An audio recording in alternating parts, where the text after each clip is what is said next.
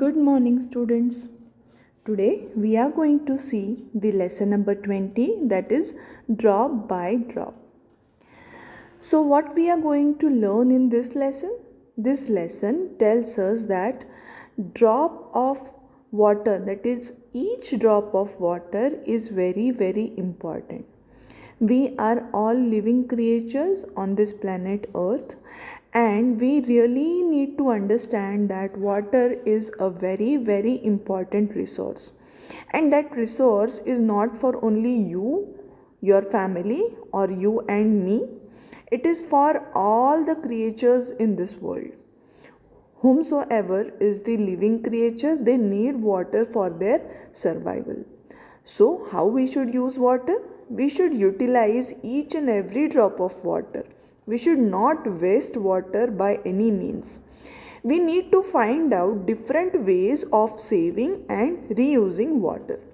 So, if you, as a small kid of class 3rd, will understand this right now at this age, when you grow up, you can really do some important work in this area to find out and also make others aware of how to save water and how to reuse water. So let us begin with our lesson, that is drop by drop. Madho lives in Bajju, a small village in Rajasthan. It is hardly a village. So there is a boy called Madhav who lives in Bajju. Bajju is the name of a village. What is a village? Village is a गाव. So Bajju नावाचा मुलगा एका माधव नावाचा मुलगा बज्जू नावाच्या एका गावामध्ये राहतो. ते गाव आहे राजस्थानमध्ये. It is hardly a village, म्हणजे नावालाच गाव आहे, म्हणजे ते खूपच लहान आहे. It's very small. All you see is sand all around. तुम्ही आजूबाजूला पाहिलं तर सगळीकडे तुम्हाला वाळू दिसेल. One can see some houses when the sand does not blow. जेव्हा वारं वाहत नसेल तेव्हा आपल्याला काही घरं दिसतात. इतका तिथे सतत वारा असतो आणि इतकी तिथे कमी घरं आहेत. एव्हरीवन इन माधव's फॅमिली इज अपसेट. माधवच्या घरामध्ये सगळेजणं अपसेट आहेत, म्हणजे त्यांचा मूड वाईट आहे. Why? Every summer there is water scarcity in his place. प्रत्येक उन्हाळ्यामध्ये त्याच्या गावामध्ये पाण्याची तीव्र टंचाई असते. स्कॅर्सिटी म्हणजे तीव्र टंचाई. Water is not available. This year it is वर्स. आणि यावर्षी ते खूपच वर्स आहे. व्हॉट इज वर्स? वर्स मीन्स बॅड, वर्स, वर्स्ट म्हणजे वाईटात वाईट म्हणजे worse. It did not rain at all. कारण यावर्षी काहीच पाऊस पडला नाही आहे. His mother and sister have to walk a long distance to fetch water as the nearby pond has also dried. त्याच्या आईला आणि बहिणीला लांबपर्यंत पाणी शेंदण्यासाठी जावं लागतं, कारण त्यांच्या घराच्या जवळचं जे तळं आहे ते सुद्धा आता पूर्णपणे वाळून गेलं आहे. Each day they spend hours just to get 4 pots of water. आणि त्यांना प्रत्येक दिवशी तासनतास वेळ घालवावा लागतो फक्त 4 पॉट्स म्हणजे 4 भांडे पाणी आणण्यासाठी त्यांना खूप तास घालवावे लागतात. While walking on the hot sand, their feet burn and blisters just cannot be avoided. त्या गरम वाळूमध्ये, त्या गरम सँडमध्ये चालत जाताना त्यांचे पाय भाजतात आणि त्याच्यामुळे त्यांच्या पायांना ब्लिस्टर्स म्हणजे फोडं आली आहे, जी आपण काही केल्या अवॉइड करू शकत नाही. म्हणजे आपण त्याच्यासाठी काहीही दुसरं करू शकत नाही, अवॉइड करू शकत नाही, टाळू शकत नाही. My dear children, you can see this photo. या फोटोमध्ये तुम्हाला काय दिसतं आहे? Here we can see that there are 4 ladies and all of them are trying to fill their pots with water. So असं चित्र आपल्याला नेहमी दिसतं. 4 लेडीज आणि तिथे कोणीही मुलगा किंवा पुरुष माणूस नाही आहे, कारण हे काम जनरली गावांमध्ये बायकांना करावं लागतं, पाणी भरणे. सो हे असं चित्र पूर्वी होतं, काही ठिकाणी अजूनही आहे. But as a student of CBSE तुम्हाला हे लक्षात घ्यायचं आहे की असं असायला नाही पाहिजे. When we live in a house all the work, जे काही काम असेल घरामध्ये ते इक्वली डिस्ट्रीब्युटेड पाहिजे सगळ्यांमध्ये. And so everybody should contribute. आज जर का आईला आणि बहिणीला जर का ते गेले होते तर दुसऱ्या दिवशी वडिलांनी आणि भावाने सुद्धा जाऊन हे काम केलं पाहिजे. सो जेव्हा आपण अशा पद्धतीने घरातल्या प्रत्येक मेंबरची काळजी घेऊ तेव्हा घरामध्ये प्रेम आणि घरामधलं वातावरण चांगलं राहील आणि प्रत्येकाची तब्येतसुद्धा चांगली राहील. So we really need to understand that घरामध्ये एखादं काम हे ह्यांनीच केलं पाहिजे किंवा एखादं काम त्यांनीच केलं पाहिजे, ही भावना आपल्याला आपल्या मनातून काढून टाकली पाहिजे. When the train carrying water comes, they are very happy. त्यांच्या गावामध्ये ट्रेन येते पाणी घेऊन, म्हणजे इतकी टंचाई आहे की दुसऱ्या गावावरून त्यांच्या गावामध्ये पाणी घेऊन ट्रेन येते. माधव's father goes to fetch water in his camel cart. माधवचे वडीलसुद्धा पाणी आणायला जातात. आता त्यांना पायी जाऊन जर का 4च भांडे पाणी मिळत असेल आणि घरामध्ये जर का 4पेक्षा जास्त मेंबर्स असतील तर they really need to get more water and that cannot be done by going on feet walking. So त्याचे बाबा कॅमल कार्ट, म्हणजे जसं आपल्याकडे बुलक कार्ट असतं, कार्ट म्हणजे गाडी, बैलगाडी जशी आपल्याकडे असते तशी त्यांच्याकडे उंटांनी चालवलेली गाडी असते, त्याला आपण कॅमल कार्ट म्हणतो. But this does not happen often. म्हणजे माधवचे बाबा कधी कधी पाणी आणायला जातात पण हे सारखं सारखं होत नाही. People keep waiting days and days for water. लोकांना दिवसेंदिवस पाण्याची वाट बघत थांबावं लागतं. Some people collect rain water. This is done by a special method by making tanks or tanka. Do you know what a tanka is and how it is built? काही लोक पाण्याचा म्हणजे पाणी सेव्ह करायसाठी काय करतात, ते एक स्पेशल पद्धतीचा टँक बांधून काढतात. इथे फोटोमध्ये तुम्हाला दिसतं आहे. आणि ते टँक एका विशिष्ट पद्धतीने बांधावं लागतं. तर ह्याला आपण रेन वॉटर हार्वेस्टिंग म्हणू शकतो. म्हणजे पावसाचं जे काही पाणी पडतं ते नुसतं जमिनीमध्ये जिरून किंवा वाहून वाया घालवण्यापेक्षा ते ह्या टँकमध्ये कलेक्ट करायचं, त्याला आपण म्हणतो rain water harvesting. To build a tanka a pit is dug in the courtyard and it is made pucca. म्हणजे हे टँक बनवायसाठी काय करावं लागतं तर एक पिट म्हणजे खड्डा खणावा लागतो. कुठे? तुमच्या अंगणामध्ये. कोर्टयार्ड इज अंगण.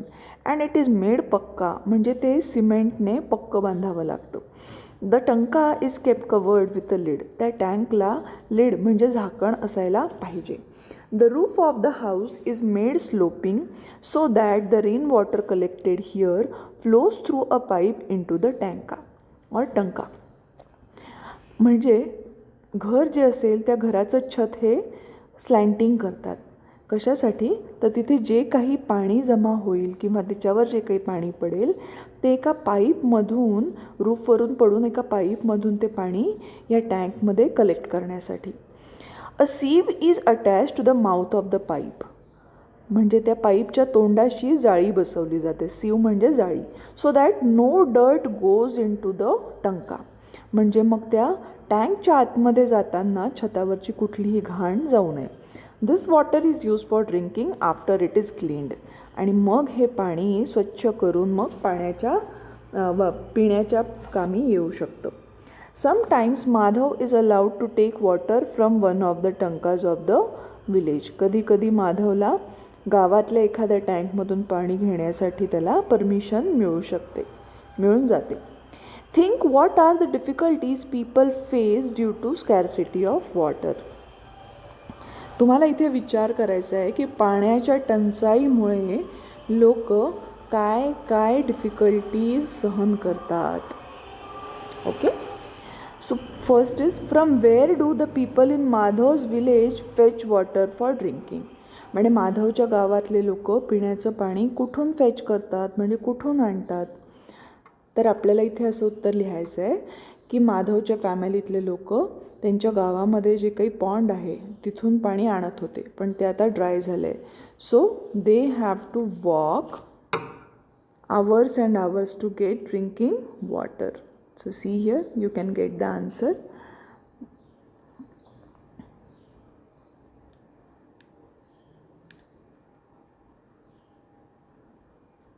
So they get the drinking water from the train.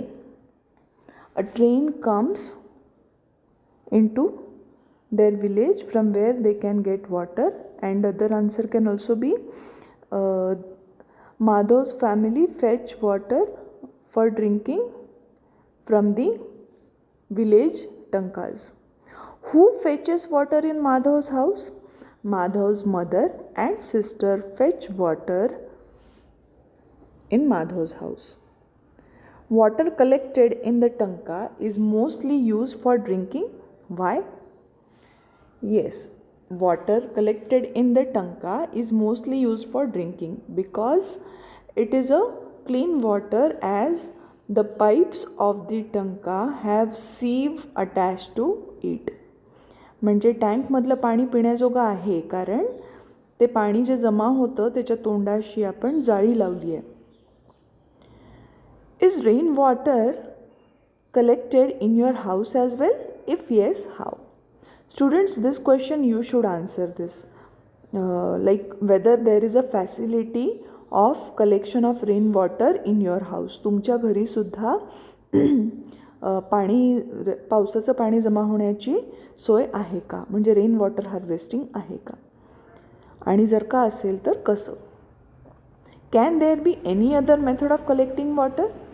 पाणी गोळा करण्याची आणखीन काही पद्धत असू शकते का, ते तुम्हाला विचार करून लिहायचं आहे. So here you can write we can also collect the water by simply digging a pit, a very big pit in our courtyard, and put a tadpatri in it and use that water for instead of drinking for other purposes.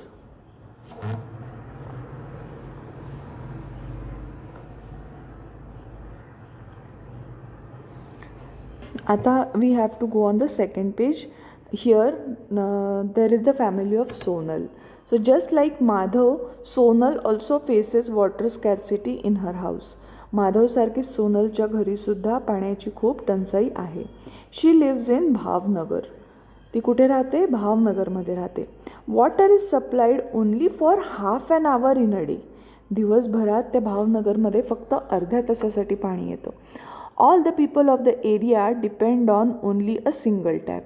आणि तिच्या भागातले सगळे लोक फक्त एका नळावर अवलंबून राहतात. Can you imagine what happens? तुम्ही काय होत असेल ह्याचा विचार करून बघा. एकच नळ, गावातले सगळे माणसं त्याच्यावर पाणी भरतायत. किती गर्दी होत असेल आणि किती प्रत्येकाला तिथे थांबून वेळ घालवावा लागत असेल फक्त पाणी भरण्यासाठी. Sonal is determined to take water from the tap. whenever she gets a chance, she fills her bucket even if it is just drop by drop. Sonal ही दरवेळी नळापाशी गेली की पाणी आणण्यासाठी तिची खूप प्रयत्न असतात. जरी त्या नळामधून फक्त थेंब थेंब पाणी येत असेल तरीसुद्धा ती तिथे थांबून पाणी घेण्याचा प्रयत्न करते. Let us find out how many drops will fill a bowl or a mug. आता ज्या पद्धतीने सोनल एक एक थेंब गोळा करते पाण्याचा, कारण त्यांना पाण्याची अत्यंत टंचाई आहे. पिण्याचं पाणीसुद्धा लवकर लाभत नाही. सो इथे एक तुम्हाला छोटीशी ॲक्टिव्हिटी दिलेली आहे so that you understand the importance of every drop of water. Now you have to do this activity here as shown in the picture and write answers in the boxes. How many drops will fill a spoon? Students, हे तुम्हाला घरी स्वतः करायचं आहे. एक चमचा घ्यायचा आहे आणि नळ अशा पद्धतीने सोडायचा आहे की त्याच्यातून फक्त थेंब थेंब पाणी आलं पाहिजे. आणि तो चमचा नळाच्या खाली धरायचा आहे आणि तुम्हाला चमचा भरेपर्यंत किती थेंब पडावे लागतात याची तुम्हाला तिथे उभं राहून मोजणी करायची आहे. आणि जेव्हा तुमचा चमचा भरेल तेव्हा जितके ड्रॉप्स, जितके थेंब लागले आहेत ते तुम्हाला इथे बॉक्समध्ये लिहायचे आहेत. फर्स्ट क्वेश्चनच्या how many drops will fill a spoon. Second is how many spoons will fill a bowl. आणि मग एकदा का तुम्ही थेंब मोजले की एका वाटीत मोठ्या पाणी घ्या आणि ते पाणी दुसऱ्या वाटीत भरा आणि ते चमच्याने भरा. तर ते किती चमचे होतात, एक बाउल पाण्यासाठी किती चमचे होतात याचा तुम्हाला इथे आकडा लिहायचा आहे in the second question. Now third activity is how many bowls will fill a mug. मग आता असे किती बाउल भरून तुम्ही एक मग भरू शकता, ही ॲक्टिव्हिटी करायची आहे. And for the fourth question, how many mugs will fill a bucket. आणि किती मग्स ओतल्यानंतर एक बकेट भरते हे तुम्हाला इथे लिहायचं आहे. सो ह्या ॲक्टिव्हिटीमधून तुम्हाला काय शिकायचं आहे? You have to learn that how we get so much water drop by drop. म्हणजे आपल्याला जे पाणी मिळतं त्याच्यात किती किती थेंब साठले आहेत हे तुम्हाला ह्यातून शिकायचं आहे. Now just think, if a tap leaks even drop by drop, how much water would be wasted. This pictures show you something similar. आता जेव्हा तुम्ही एखादा नळ बघता आणि जर का त्या नळामधून थेंब थेंब पाणी गळून जात असेल, so now you will come to know की त्याच्यातून किती किती जास्त पाणी वाया जातं. See here in the first picture that tap is leaking, and in the second picture a boy is brushing his teeth and the water is flowing. So we should never ever do this. While brushing our teeth, keep the tap closed. When you have to spit out the paste and wash your mouth, then only you should open the tap again. Can you think of ways of saving water? Write your suggestions below. So इथे तुम्हाला पाणी वाचवायच्या पद्धतीचं suggestion द्यायचं आहे. Can you think of ways of saving water. So पहिल्या याच्यामध्ये तुम्ही लिहायचं आहे की तुम्ही काय काय पद्धतीने पाणी सेव्ह करू शकता. So you can right repair all leaking taps, close the tap while brushing the teeth, reuse water of washed vegetables. Okay, in this manner you have to complete this activity. Have you seen water flowing unnecessarily in your home, school or any other place? Where? तुम्ही कुठेही पाणी अनावश्यकपणे वाहून जाताना पाहिलं आहे का तुमच्या घरी, स्कूलमध्ये किंवा अजून कुठल्याही जागी? त्या जागेचं नाव लिहायचं आहे. आता we have to see the pictures on the next page and we have to discuss, can we use the water that has been used for one purpose for something else. So see here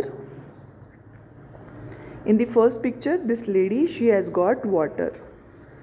Then in the second picture, she is herself taking bath, but she is also collecting that water in another pot, and then the same water she is using for washing her cow.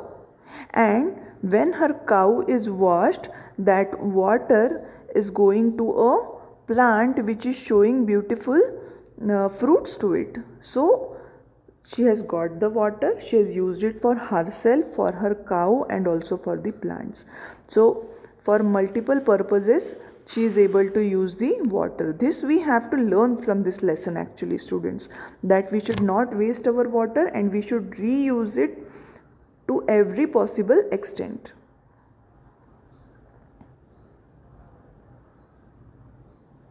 Now there is a exercise.